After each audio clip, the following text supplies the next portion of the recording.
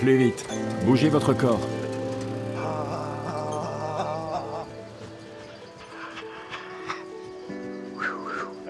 Baissez les bras. Dans la famille Ael, on évacue le stress, ensemble, dans le salon. Ismaël Ael est psychiatre à Gaza. On se relâche.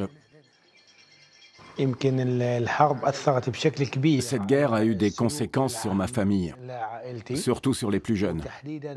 Les adultes aussi ont été très traumatisés. J'ai essayé de leur procurer des soins de santé mentale, mais c'était difficile au début. Pourtant, je les avais préparés.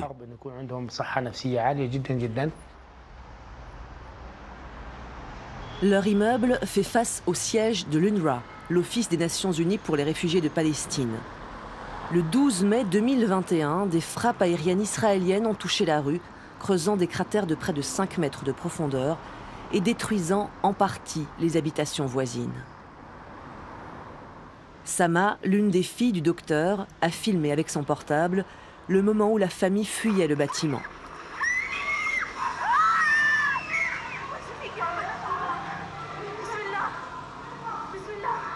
Les consignes de son père, former un binôme avec sa petite sœur et se rendre au point de rendez-vous de la famille devant le siège de l'UNRWA. Mais les bombardements de la rue continuaient.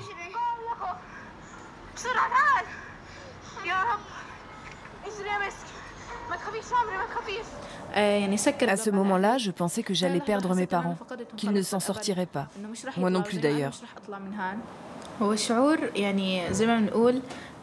C'est un sentiment assez bizarre.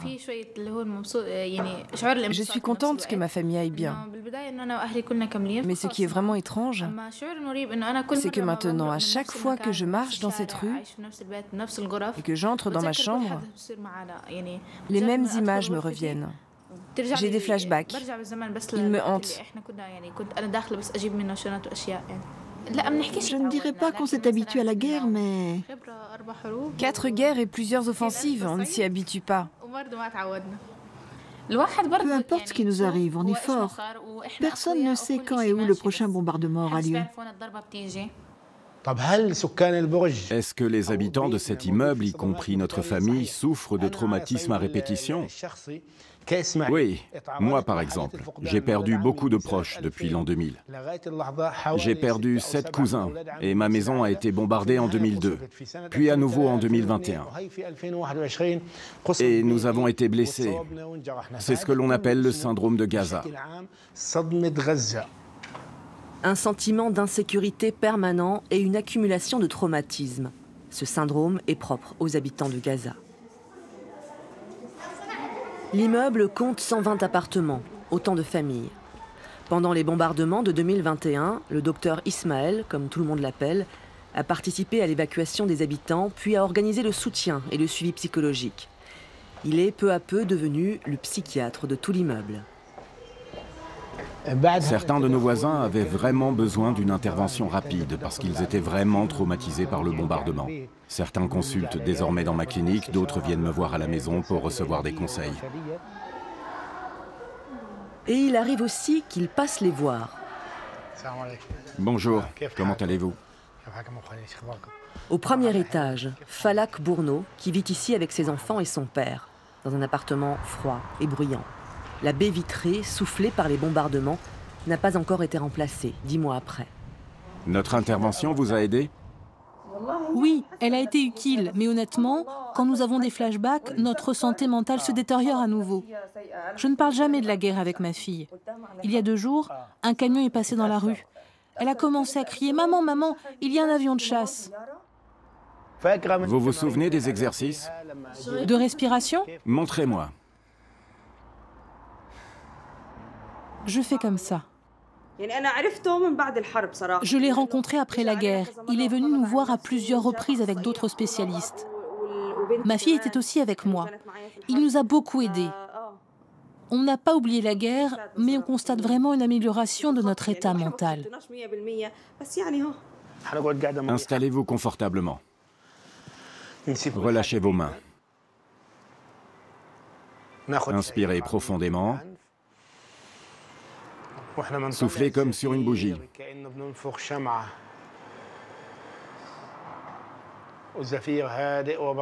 Le docteur Ismaël continue de les suivre gracieusement, comme de nombreux habitants de l'immeuble. Mais un nouveau danger guette. Ça, c'était un seul morceau entre les deux immeubles. Maintenant, la partie gauche s'est détachée de 15 cm. Les 14 étages sont penchés vers le nord, ce qui signifie que tous les résidents sont en danger. Parce qu'il est possible que la fissure s'agrandisse et que tout le bâtiment s'effondre. Ce n'est pas du tout rassurant.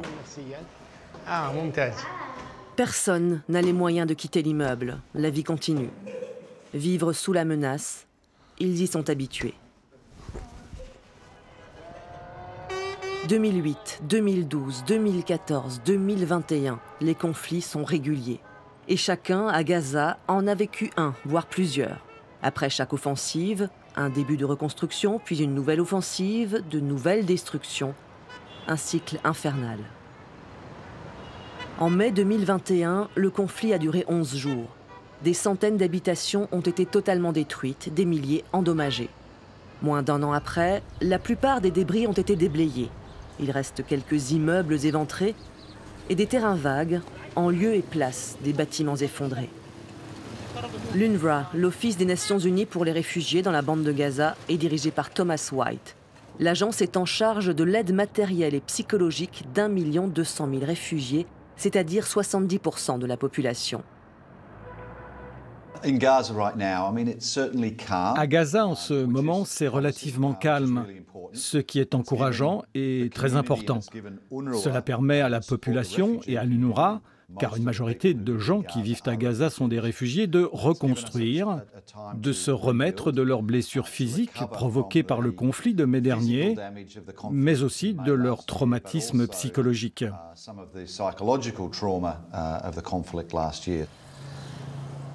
Pour ceux qui ont tout perdu, la reconstruction mentale passe par la reconstruction matérielle. L'UNRWA a prévu de rebâtir 700 logements complètement détruits. Les travaux n'ont pas encore démarré. En revanche, la rénovation de près de 7000 habitations endommagées est en passe de se terminer. Comme ici, dans le camp de réfugiés de Jabalia, dans le nord de la bande de Gaza. Hicham Daoud a touché 7 000 $ pour remettre la maison familiale en état. Vous vous trouvez dans le salon. Et là, c'est la cuisine pour toute la famille. Ici, c'est la chambre de mes sœurs et de mes tantes. C'est parce que mes tantes habitent avec nous. Et voici ma chambre. Là, c'est la chambre de mes parents, avec le mobilier. Tous les dégâts que vous voyez, c'est à cause de la guerre. Bien sûr, ce n'était pas comme ça avant, c'était tout neuf. Mais ça a été détruit par les bombardements. L'UNRWA permet aux bénéficiaires de choisir leurs artisans et de décider comment rénover leur maison. De la couleur des carreaux au nombre de pièces, c'est une question de dignité. C'est bien tous ces travaux de reconstruction après les bombardements. Nous avons plus d'espace maintenant et la possibilité de construire un autre étage. On a plus de place. Par exemple, la cuisine est plus grande maintenant. En attendant le déménagement, il loue un appartement non loin de là, 140 € par mois, pour lui, sa femme, ses parents et ses tantes. C'est un logement temporaire que nous occupons. Il ne représente pas grand-chose pour nous. On reste ici jusqu'à ce que notre maison soit prête. On sera heureux de retourner dans notre maison, parce que c'est l'endroit où on a grandi et où on a passé de très bons moments tout au long de notre vie. Plus que quelques semaines avant de retrouver leur quartier, leur maison et de reprendre leur vie. Petits et gros chantiers. Dans la bande de Gaza, certains projets ne sont encore que d'immenses tas de sable, comme ici dans le nord. L'un des 6 chantiers réalisés par les Égyptiens, le plus vaste. Routes, quartiers résidentiels, des centaines de logements. L'Égypte s'est engagée à financer un pan de la reconstruction de Gaza pour 500 millions $. Cela ne changera pas grand-chose pour la majorité des habitants de Gaza. Leurs conditions de vie se dégradent d'année en année. Plus de la moitié vit sous le seuil de pauvreté. L'horizon des Gazaouis se limite à une bande de terre de 40 km du nord au sud, une dizaine de kilomètres d'est en ouest. Sortir de la bande de Gaza est impossible pour la plupart des habitants, même en cas de guerre et de bombardement. Ne pas pouvoir fuir, ne pas avoir de lieu sûr pour se réfugier, accentue les traumatismes.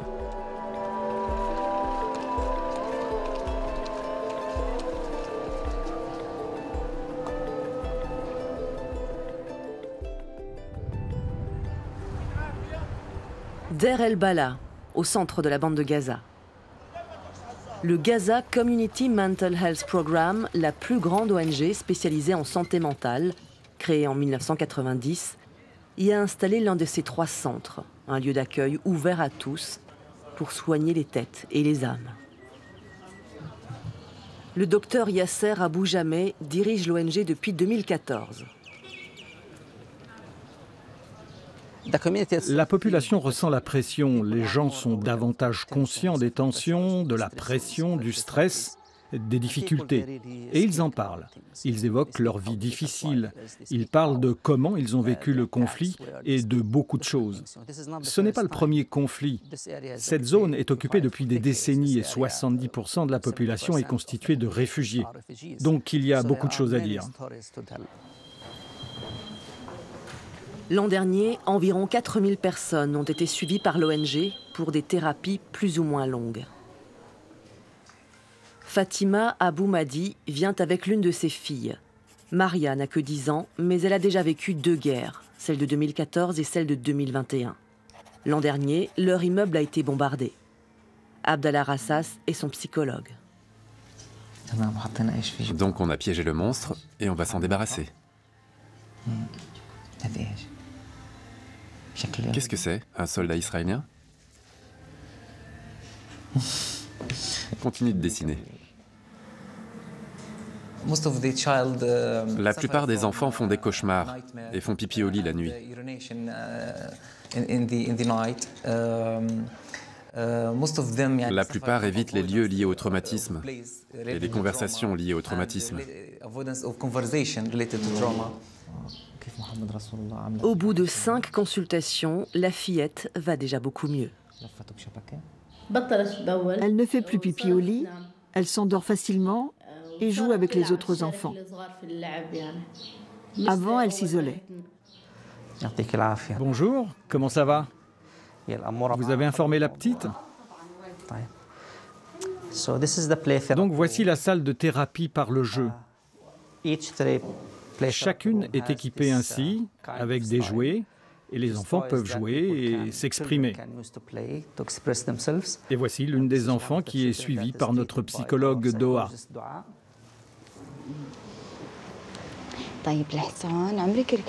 Le cheval. Tu es déjà monté à cheval? Avec qui? Ma cousine. Ta cousine? Et c'était bien? Très bien. La petite Sarah a aussi subi la guerre. 2 immeubles de son quartier ont été bombardés. L'une des techniques que nous utilisons, c'est de faire parler l'enfant de la guerre à chaque fois. Pas vraiment de la guerre, mais de son traumatisme, de la scène de bombardement, en utilisant le dessin par exemple. Parce que à chaque fois qu'il exprime ses souvenirs, le traumatisme diminue.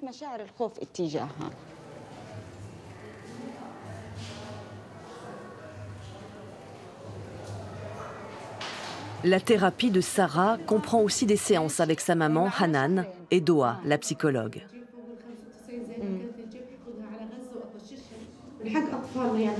Chaque enfant de Gaza devrait avoir le droit de vivre normalement, comme tous les autres enfants du monde. Ce n'est pas parce que nous habitons à Gaza que nous devons vivre toujours avec la guerre. C'est une enfance gâchée. Sarah, quand tu entends le bruit d'une explosion ou d'un lancement de roquettes, qu'est-ce que tu ressens? Je n'ai plus peur parce que c'est Dieu qui décide de notre mort. Sarah avait des symptômes traumatiques après la dernière guerre. Quels étaient ces symptômes? Et qu'est-ce qui a changé? Des cauchemars. Elle me disait « Maman, je suis terrifiée ». Elle se blottissait contre moi. Elle vous a décrit ces cauchemars? Elle me disait « Maman, j'ai peur que les Israéliens nous bombardent pendant mon sommeil et que l'on meure comme les autres enfants ». Après la guerre, elle était totalement anéantie, mentalement. Puis on nous a pris en charge. Et Doha, sa psychologue, a commencé une thérapie basée sur le dessin, en la faisant parler. Ça lui a fait beaucoup de bien au moral. Avant, j'avais peur de la guerre. Maintenant, je me sens bien mieux que juste après la guerre. Mes résultats scolaires sont bien meilleurs. J'arrive mieux à me concentrer et à suivre mon professeur à l'école. Je me suis débarrassée de ma peur et de mon anxiété. Selon l'UNRWA, la moitié des enfants de Gaza a besoin d'une aide psychologique, probablement autant d'adultes. Il ne faut pas uniquement intervenir au niveau des individus. Bien sûr, la psychothérapie est nécessaire, mais il faudrait intervenir à plus grande échelle, c'est-à-dire faire cesser les causes de ces événements traumatiques qui se répètent régulièrement et faire en sorte que la situation économique ne soit pas aussi déplorable en raison du blocus. Sarah et sa maman Hanan vivent dans cet appartement avec de nombreux autres membres de la famille. Grand-mère, tante, cousin, cousine. Hanan et son mari aimeraient enfin avoir leur logement pour y élever plus sereinement leurs 5 enfants. Mais elle n'a jamais trouvé de travail et son mari n'a plus de salaire régulier. Mon seul rêve, c'est d'avoir mon propre chez moi. Je pense que ce serait possible si notre situation financière était meilleure. Une maison pour ma propre famille. Actuellement, nous vivons avec la famille élargie. Plus il y a de monde et plus il y a de problèmes. Et je ne vous parle pas de la pression psychologique. Elle sait l'importance de se préserver mentalement. Quand Sarah a changé de comportement après le conflit de mai 2021, ses parents ont cherché de l'aide.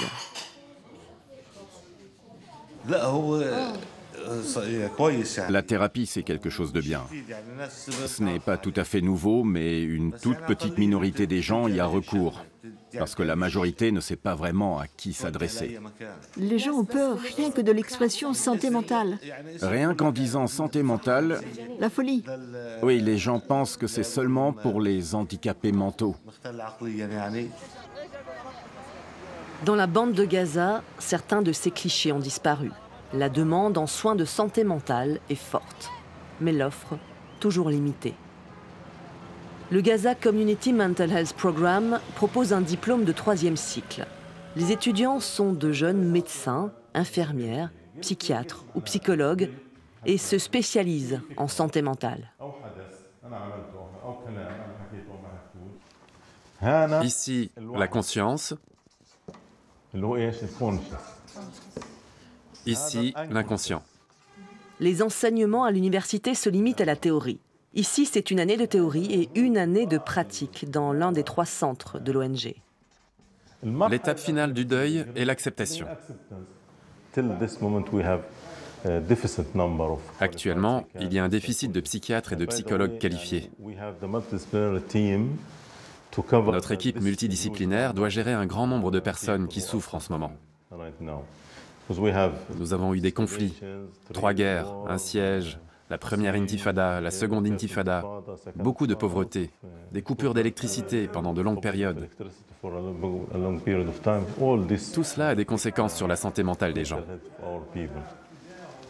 Je veux vraiment comprendre les troubles et savoir comment les gérer, parce qu'ici, dans la bande de Gaza, nous sommes confrontés à de nombreux conflits qui ont conduit à de nombreux troubles. Les gens n'ont pas les capacités de gérer cela correctement. Nous sommes sous occupation. C'est la raison principale, la cause principale. La plupart des gens ont un syndrome post-traumatique et nous ne le savons même pas. Pour certains psychiatres, Gaza est un cas unique au monde. Ailleurs, en cas de guerre ou de catastrophe, les spécialistes diagnostiquent des syndromes de stress post-traumatique. À Gaza, il y a une agglomération de ces syndromes à chaque guerre. Et entre ces événements traumatiques, pas de retour à une vie apaisée, pas de guérison totale, ce que certains qualifient de syndrome de Gaza.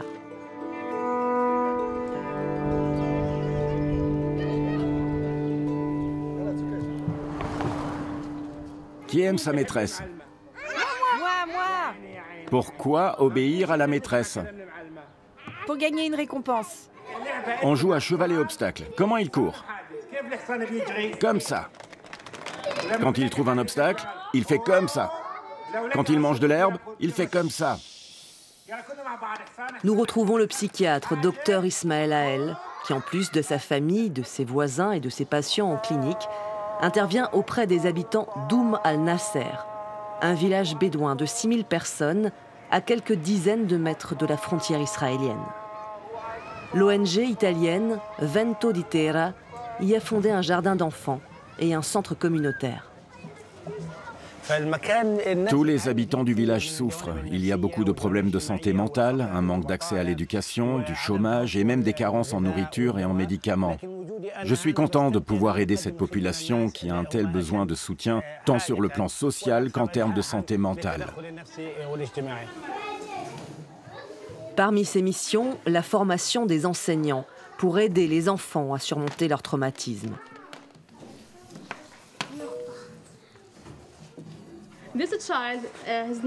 Cet enfant s'appelle Fahed. Son père et toute sa famille ont été blessés pendant la guerre.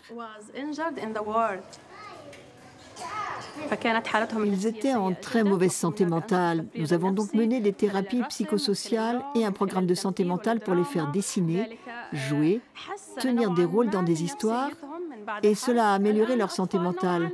Maintenant, disons qu'ils vont un peu mieux.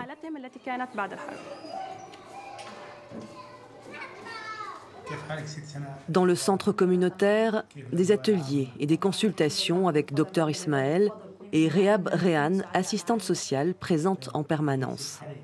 Il a d'abord fallu convaincre.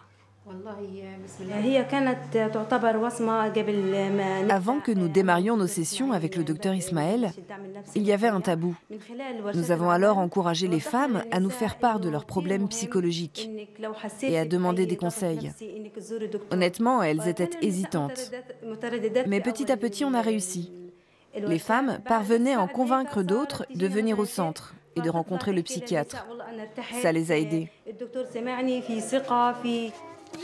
Désormais, 70% des femmes du village viennent régulièrement au centre. C'est un succès. Sana Al-Ashgar est l'une des plus assidues. Vous avez appris des choses liées à la santé mentale? Oui, comment bien agir avec mes enfants, comment bien agir avec mon mari et comment me connaître moi-même. J'ai appris que les maladies mentales pouvaient être dangereuses et qu'elles pouvaient détruire votre vie. Toute la famille s'en remet à nous, les femmes. Si la mère ne va pas bien mentalement, personne ne la remplacera. L'équilibre de la famille tout entière repose sur les épaules de la femme, donc il faut qu'elle soit forte.